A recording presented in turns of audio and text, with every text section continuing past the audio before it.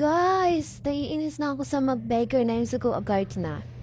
Alam mo yung tipong nasa 1 million na yung pera nila o minsan mas mayaman pa sila sa akin.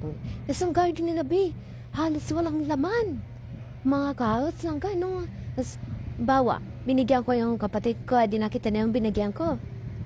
Lalapit sila sa akin, sasabihin na, please, fruit.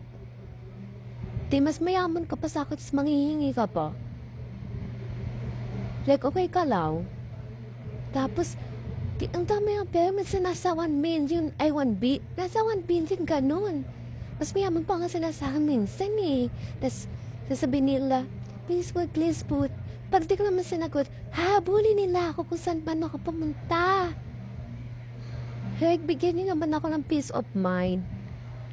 At saka, opinion ko yun kung bibigyan ko kayo o hindi. Kita mo, tawag doon? Nag-iipon kasi ako.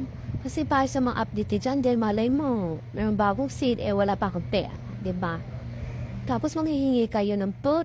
Pati kayo manghingi doon sa mga kakilala niyo, diba? Ang grabe naman yung mga beggar na yan. Tapos, manghihingi talaga sila. Pag di mo sila binigyan, di sila titigil. Hahabol-habulin kayo kung saan ka man pumunta. Tapos, magkakay-emoji pa sila. Okay ka lang.